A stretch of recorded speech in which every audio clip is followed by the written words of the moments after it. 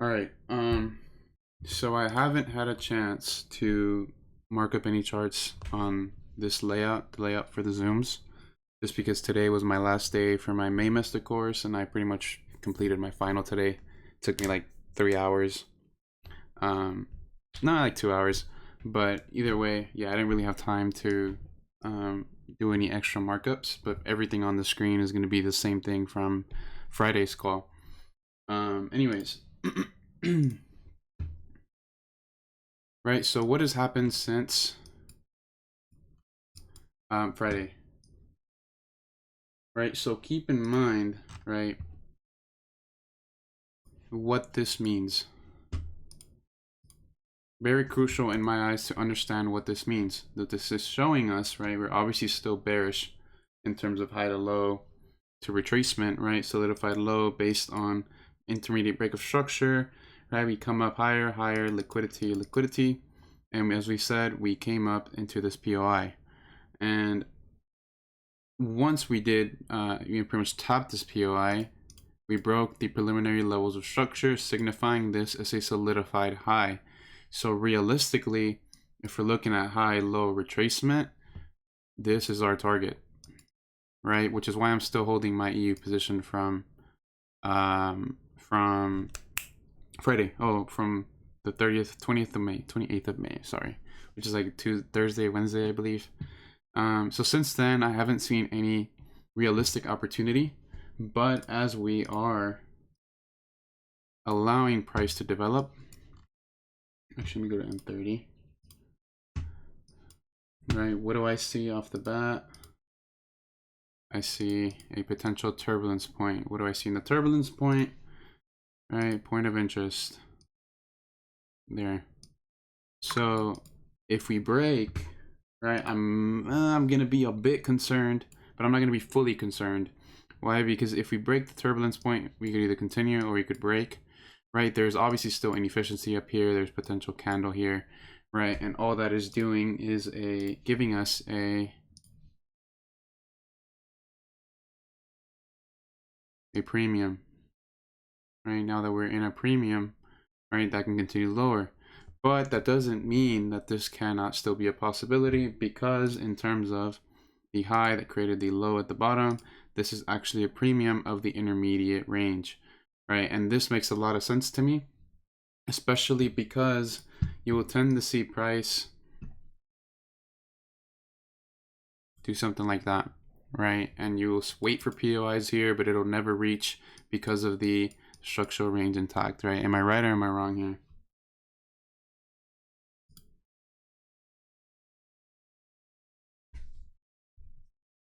Right, has anybody ever missed a trade because you wait for the POI even though you create a new structural range to then have a continuation? Is that just me, or have you guys actually experienced that as well?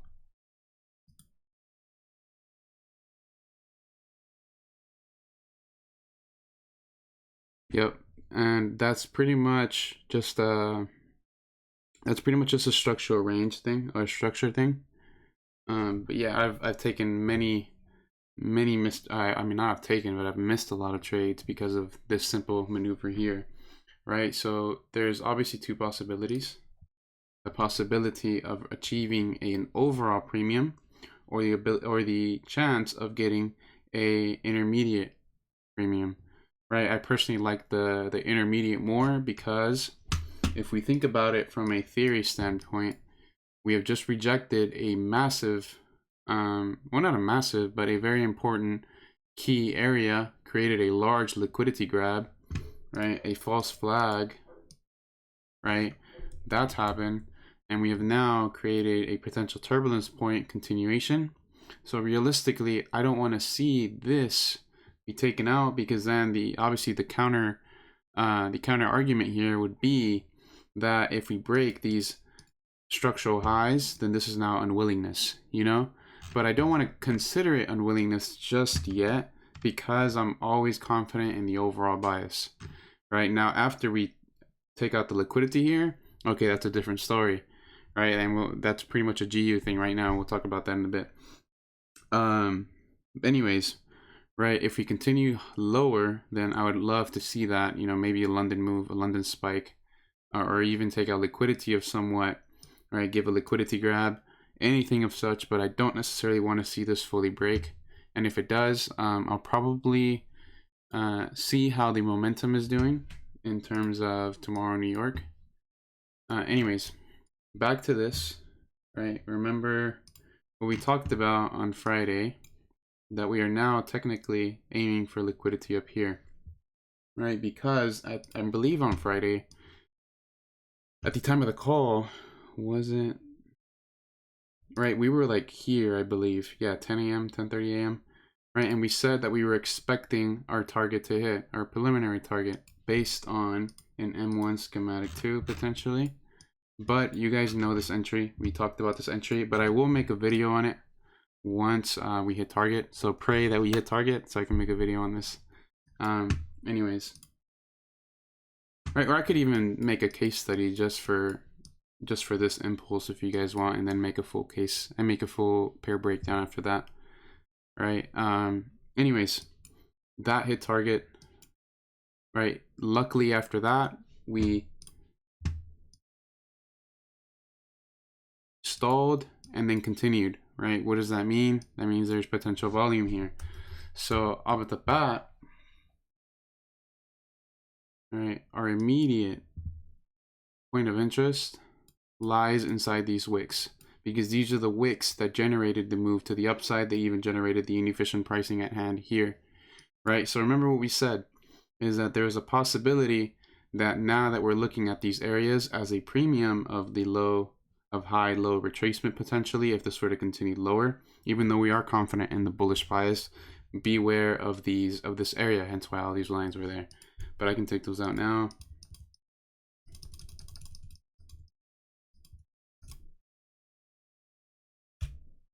Okay, so right, here's where it gets a bit interesting, right? And this is why I'm still confident in the bullish bias. So we have our point of interest 1,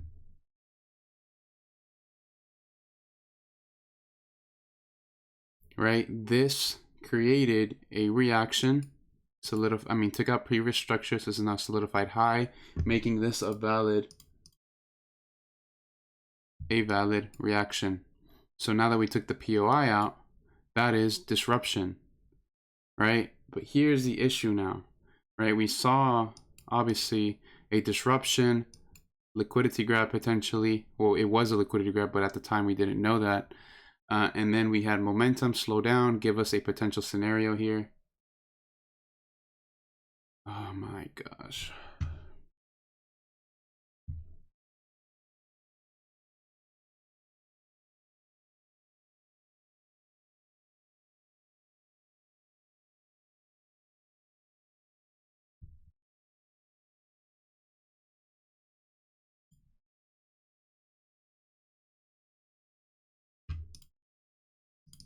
All right, my bad. Lost connection. My bad, lost connection. Anyways, right, back to this. Reaction obviously gave us a solidified high. Solidified high was taken out based on the fact that we also took the full POI out, making that an internal disruption. Right, internal disruption, external disruption in terms of the range here, but internal in terms of this overall range. Anyways, as I'm looking left, right, here's the thing. Efficient, move, retracement, continuation.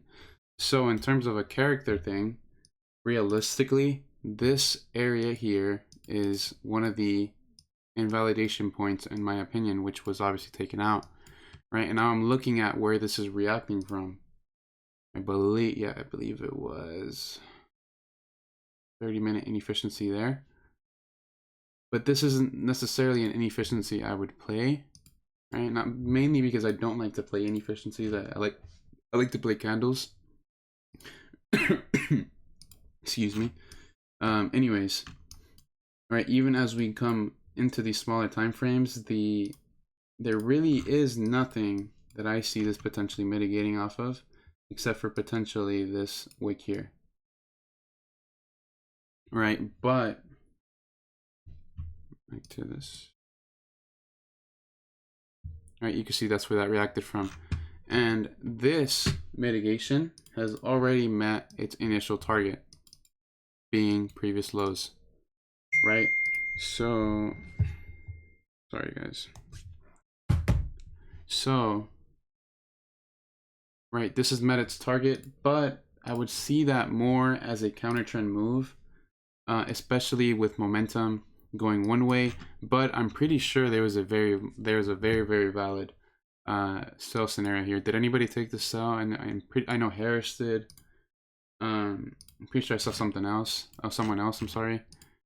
Right, but there was a legitimate setup here, I believe, and that is the fact that even if you don't acknowledge the POI, right, read price here. So we have a potential liquidity grab that then takes out the final leg that pushes price into the POI. The reason why I say this slow is because this is the last time we took preliminary structure out. So this has now been taken out, and it's a good sign to take a reversal. So this is obviously a liquidity grab, but this is still considered continuation BOS into the upside. So realistically, right, if you read order flow here, right, so I would have probably seen this mitigation in play. I probably wouldn't have played this. It would have been considered considered guessing a high in my opinion, right? But that mitigation led to a break of structure, right? And as we're looking at order flow, efficient, final push up, and then we have a final move down. So what do you see here? Very nice SC. 1.5 pip, not bad. And that is essentially the move that could have got you to target here, right? So not necessarily the trade I would take. Personally, I would still like to see this continue lower, right? High, low, premium, continuation, potentially liquidity grab, right? That would be ideal. But the reason why that wick is very appealing to me, or this general area here, right? Especially here, right? Because this is the continuation of order flow, right? This is the final wick that actually generated that move to the upside. So realistically, even though that's an entire point of interest, I'd like to see a reaction here to then give you a higher move.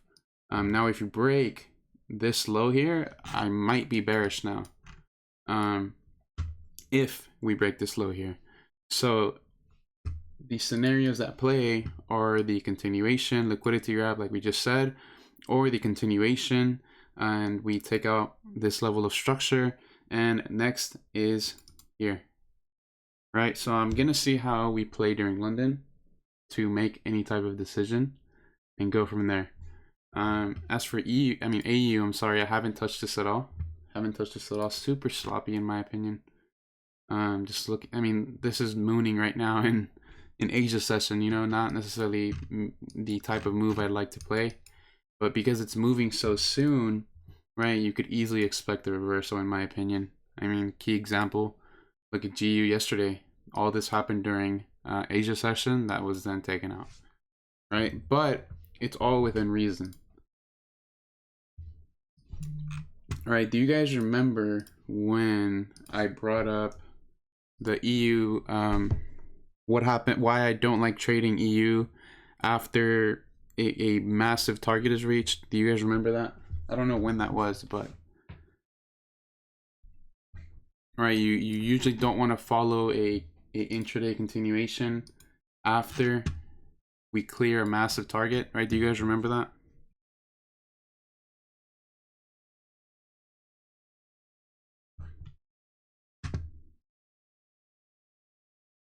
Yeah, exactly. Yeah. And this is another great example, in my opinion. So we took out that daily high that we mentioned, Go to M15. What do we see now? By the way, guys, I did make a video on this, and it's been posted, so you guys can check it out. I'll make the announcement after the call. But as you can see, right after Asia session, we cleared lows, right? And then came, London, which then reacted from 30-minute inefficiency there, potentially, candle. Very sloppy.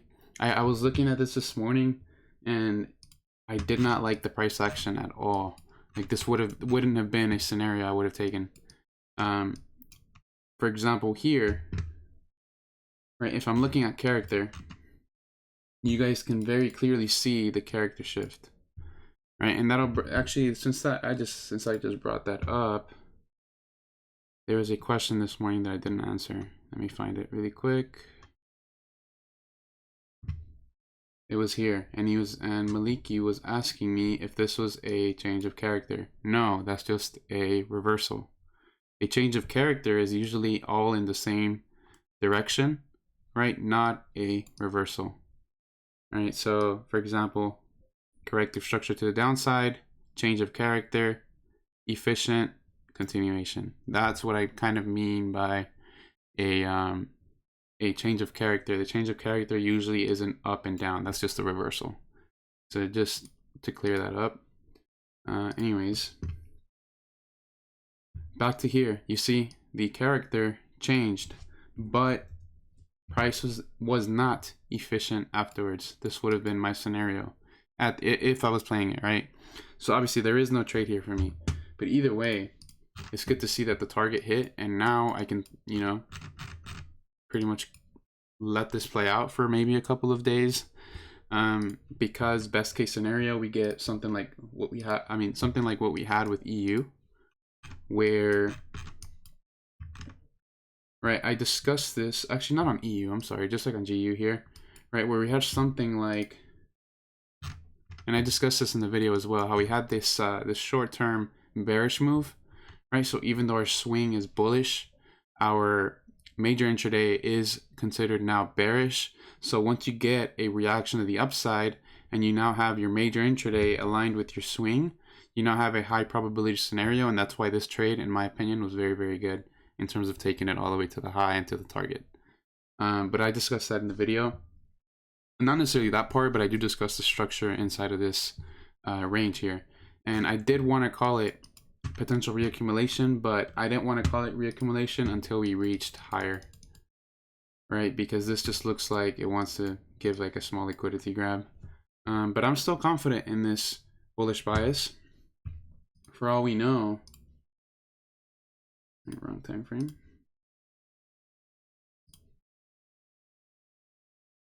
Right, for all we know, we could just sweep liquidity and give a liquidity grab and a continuation, right? For all we know. But for the meantime, I'm not touching this, right? Especially this morning when I saw first that ugly move, and then next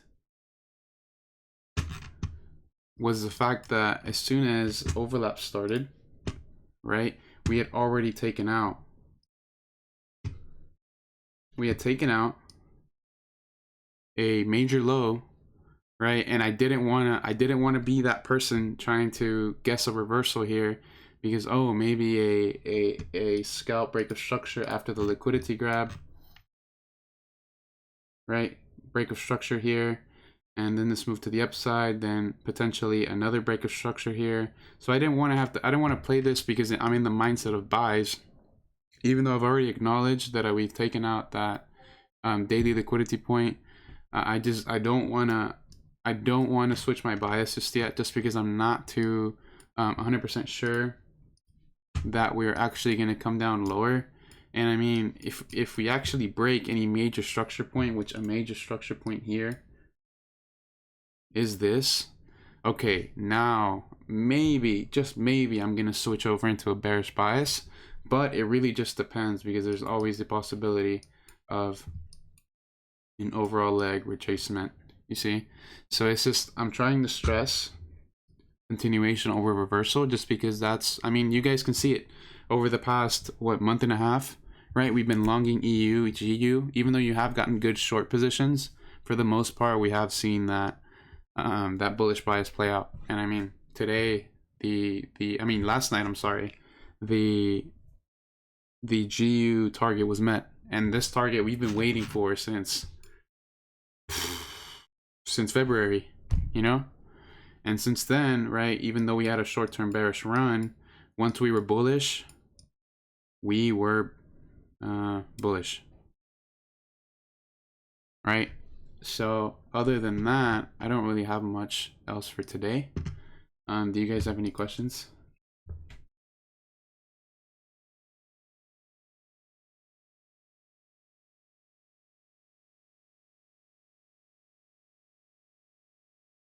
Any questions, anybody?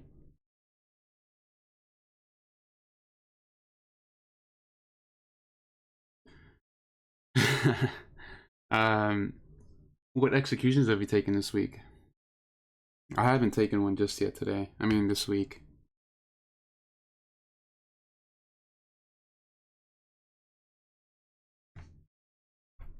US 30. Ah, that's right. US 30.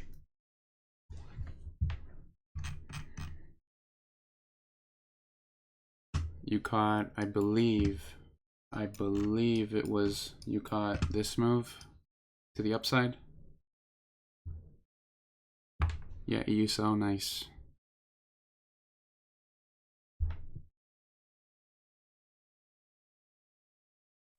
Yeah, I was actually outside my trading hours, but that's fine. Trying to see if I can maybe annotate. What time frame?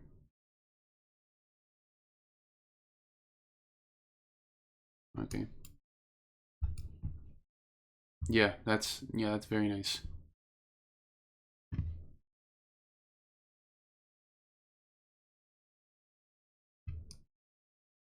Very nice. I'm assuming there.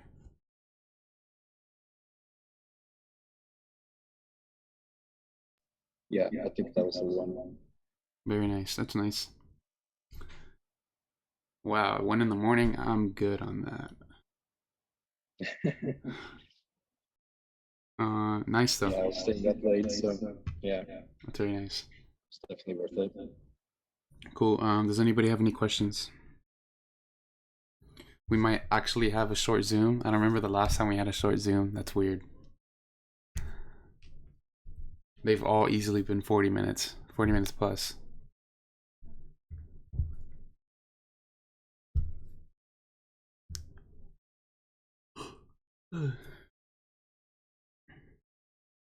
Oh yeah. One thing before we go. I do. So now that I finished my Mainmaster course, I have like 4 days ish till I have to start my next class. So in that time, I'm pretty much gonna really get organized. Like everything RCV is organized. I don't need to worry about anything in there, except maybe make 1 or 2 videos. But I do want to start that blog really soon. So if you guys can, one, could you give me any ideas? I already have a couple, but just I want to get a bunch of them lined up and then just upload like 1 a week. Two, if you have any blogs or newspapers, or I don't know, is that what they're called these days? Newspapers, like online? I don't know, but you guys know what I mean by a blog. If you guys have any that you guys actually like read or pay attention to, then just send them my way. I've never like read a blog or nothing like that. I'm not trying to imitate them. I'm just trying to see how they work, like how, you know, how they're structured, the length. You know, I just want to see how everything is maneuvered. So if you guys can, I'd appreciate that. And other than that, the GU breakdown is up. Sergio just posted it, and I'll see you guys in the next one on Friday. I'm trying to find the TSI indicator, but I can't find the one you have. Shit. All right. I don't know if there's like a. It's not TSI. It's called T. There's an actual name to it. Hold on. Let me see if I can find it.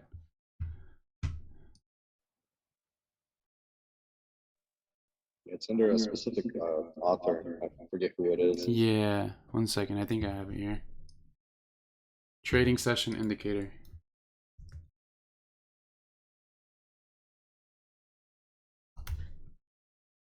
So this one. Okay, it's not this one. I believe it's this one. Yep, it's this one. It is the first one. The first one when you type in trading session indicator. And then these are my settings. These are just for overlap.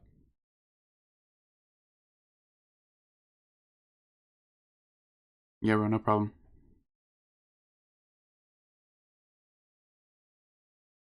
All right, guys. I'll see you guys on Friday. Peace, bro.